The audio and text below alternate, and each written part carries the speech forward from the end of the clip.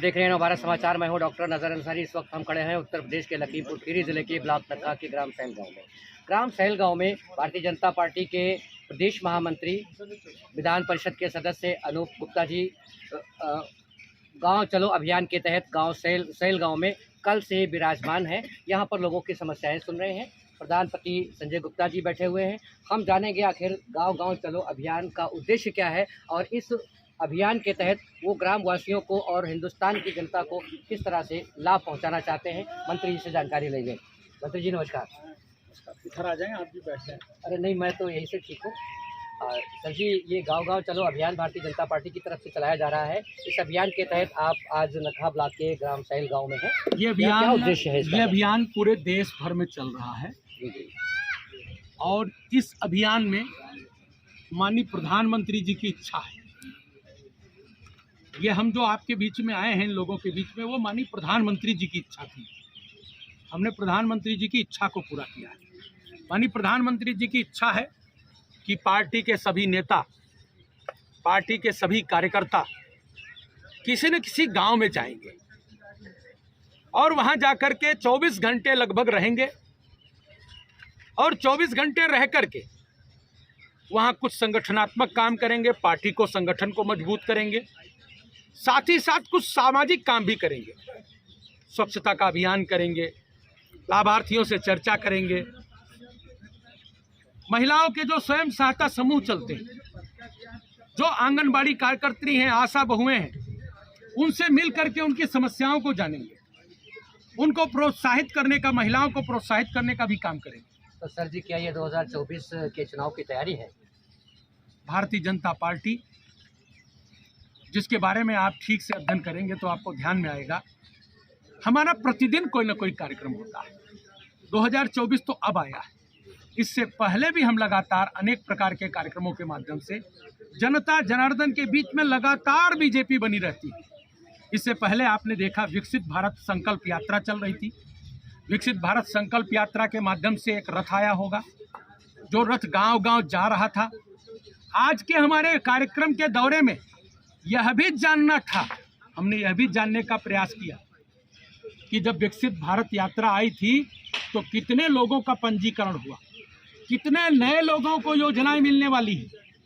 यानी कोई काम एक दिन का काम नहीं, केवल 2024 का लोकसभा चुनाव आएगा तब तक का काम नहीं। हाँ, ये ठीक बात है कि ये दौर जरूर 2024 के लोकसभा चुनाव की ओर बढ़ रहा है और आपने मेरे साथ में गांव की नब्ज को टटोला। आपने गांव के अंदर लोगों की भावनाओं को बहुत करीब से समझने का अनुभव किया है। आपको ध्यान में आया होगा, मोदी लोगों के दिलों में बसते हैं, मोदी लोगों के दिलों में बसते हैं और मोदी जिस तरह से लोगों के दिलों में बसते हैं उसी तरह का परिणाम आपको 2024 के लोकसभा चुनाव में 80 में से 80 सीटें उत्तर प्रदेश में जीत करके जाती दिखाई देगी। अच्छा सर जी, उत्तर प्रदेश में अक्सर देखा गया है कि किसान बहुत परेशान है, जानवर छुट्टा खेतों में चर रहे हैं और ये काफ़ी दिन से परेशानी का आलम है और शहरों में भी गौवंश सड़कों पे घूम रहे हैं। इसकी तरफ से क्या कुछ कहना चाहेंगे? क्या व्यवस्था की जा रही है? गौवंश का जहाँ विषय आता है, गौवंश के विषय में 2-3 बातें आपको समझने की, हम सब लोगों को समझनी चाहिए। नंबर 1, ऐसा नहीं है कि गौवंश कहीं किसी विदेश से आया है, गौवंश यहीं का है। अंतर क्या है? 2 प्रकार का अंतर है। पहले गौवंश लोग पालते थे, पहले ट्रैक्टर से जुताई नहीं करते थे तो बैल से जुताई करते थे। बैल उस समय पर महंगा होता था, गाय से ज़्यादा बैल महंगा होता था। लेकिन दौर बढ़ा, टेक्नोलॉजी आई, विकास हुआ, हम बैल से ट्रैक्टर की ओर बढ़े। अब हमें लगने लगा कि बैल हमारे लिए अनुपयोगी है, तो वो अनुपयोगी लगने लगा। साथ ही साथ दूसरा एक और बड़ा कारण हुआ, हमारी सरकार आने से पहले गौ हत्या होती थी, हमारी सरकार आने के बाद गौ हत्या नहीं हो रही है, बिल्कुल बंद हो गई है। ये भी वजह है। तो ऐसे आपको दिखेगा वो जो गौवंश है वो आपको दिखेगा कि रोडों पर लोगों को लगता है दिख रहा, लेकिन माननीय प्रधानमंत्री जी ने, माननीय मोदी जी ने, माननीय योगी जी ने, हमारे मुख्यमंत्री जी ने इसका प्रबंधन किया है। इसमें 2 प्रकार की बात कही है उन्होंने। एक, उन्होंने लोगों का आह्वान किया है कि लोग अपने घर गाय को बांधें, गाय को बांध करके सरकार से उसका जो एक मूल्य है गाय को पालने के नाते से वो भी प्राप्त कर सकते हैं। गौशालाएं बनाने का काम हुआ। आप इस शहर, इस कस्बे में, इस गांव में घूम रहे थे, आपको एक गौवंश भटकता हुआ नहीं मिला। ये तो उस गांव के लोगों की चेतना का विषय है कि किस गांव में क्या मिलेगा आपको। ये सैल गांव की विशेषता है, ये सैल गांव के नागरिकों की विशेषता है कि यहाँ आपको एक भी छोटा पशु भटकता हुआ नहीं मिला है। उसका मूल कारण ये है, यहाँ के गाँव वासियों ने अपने घर में गायों को पालने का काम किया है। अच्छा सर जी, ये सैल गांव में तो प्रधान जी की बुद्धिमत्ता और गांव वासियों की अपना एक विवेक है कि उन लोगों ने इस तरह की, लेकिन ये समस्या तो पूरे उत्तर प्रदेश की है और उत्तर प्रदेश अभी इस समस्या से तो जूझ ही रहा है।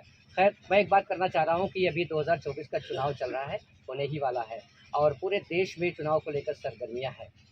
तो ऐसे माहौल में जब दूसरी पार्टियाँ गठबंधन बना रही हैं और चुनाव में आगे आने की तैयारी में है, ऐसे माहौल में आप अपने आप को कहाँ देख रहे हैं सर?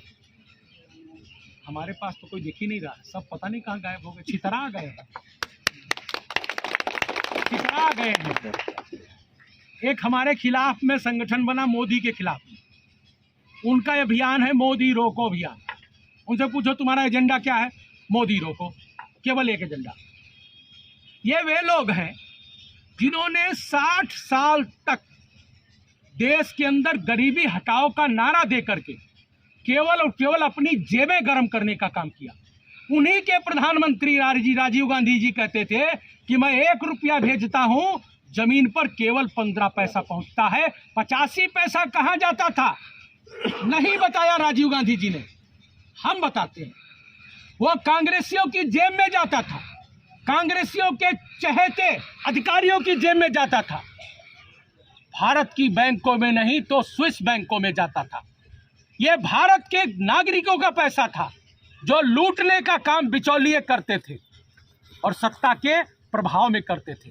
दौर बदला है, बदले हुए दौर में आपको दिख रहा है मोदी ने काम किया है। डीबीटी के माध्यम से हर व्यक्ति के खाते में पैसा पहुंच रहा। 6,000 रुपया किसान सम्मान निधि अगर पुराना जमाना होता तो 2,000 भी मिलता, 2,000 भी नहीं मिलता। ये पूरा का पूरा 6,000 मिल रहा।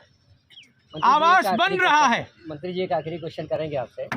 प्रदेश में और देश में बुलडोजर को लेकर के बहुत, अरे इसी में थोड़ा सा पहले और बोल लेने दीजिए, लीजिएगा इसी में। बुलडोजर को लेकर बाबा जी के बुलडोजर को लेकर के बड़ी हाहाकार है, लोगों में दहशत भी कहीं कहीं है।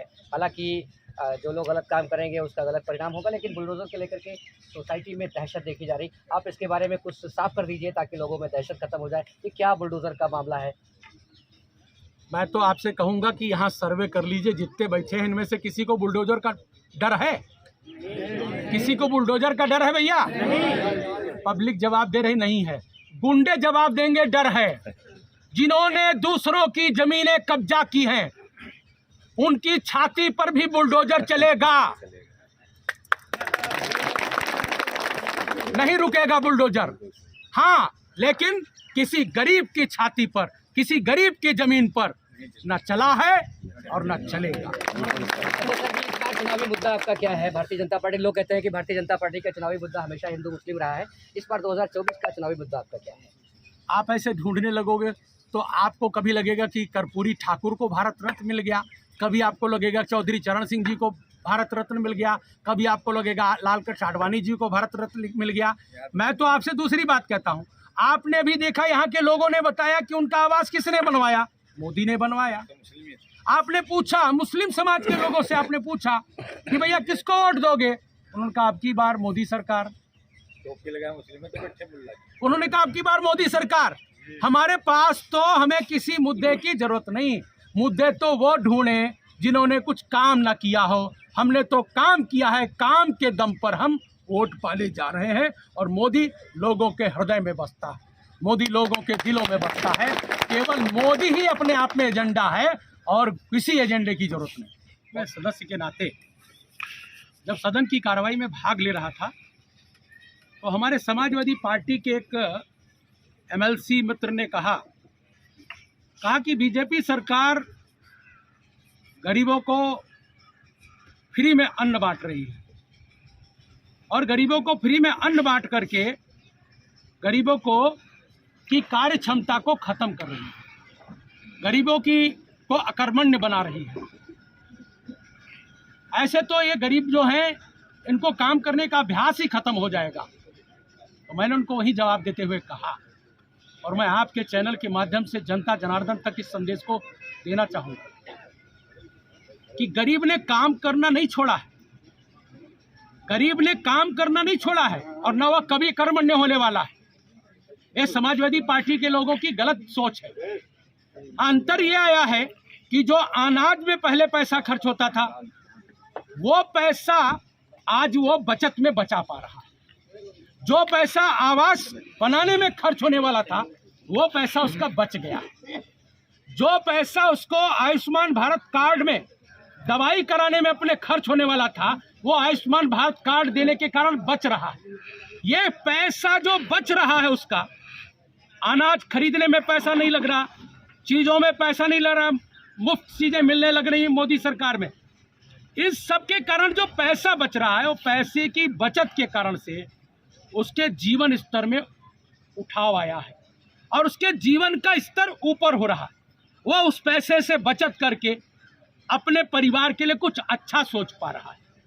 वो अकर्मण्य नहीं हो रहा है, वो काम करके अब बचत करना सीख रहा है। तो हमारे देश के हमारे प्रदेश के लोगों को नाकारा मत कहें, अब वो बचत करना सीख लिए हैं, इस बात को समझें। और मैं बताना चाहूँगा जनता को कि अगर कहीं धोखे से इन विपक्षियों के जाल में कोई आ गया तो ये सबसे पहले गरीब कल्याण अन्न वितरण राशन जो मिल रहा है ये मुफ्त राशन सबसे पहले बंद करना चाहते हैं। तो जब कोई सफाई आए तो उससे पूछना भैया तुम राशन बंद काहे कराना चाहते हो। कोई मुद्दा नहीं भाजपा के सामने, बीजेपी ही केवल बीजेपी आपको दिखने वाली, कहीं विपक्ष दिखाई नहीं देगा। उनके प्रधानमंत्री पद के दावेदार एक एक करके सरक गए, उनके इंडी अलायंस के जो गठबंधन के संयोजक बनाए जा रहे थे नीतीश कुमार, ममता बनर्जी, सब खिसक गए, बिखर गया विपक्ष। तो सर जी क्या वजह हुई कि इनका जो इंडिया गठबंधन ये कर रहे थे इतना मजबूती के साथ, ये बिखराव क्यों हो रहा है आपस में? इसलिए क्योंकि नेता नहीं है, नियत नहीं है। जब नीति और नेता नहीं होगा तो पीछे चलेगा कौन। यहाँ नीति स्पष्ट है और नेता भी स्पष्ट है। नरेंद्र मोदी हमारा नेता है और नीति हमारी है सबका साथ, सबका विकास और सबका विश्वास। बहुत बहुत धन्यवाद।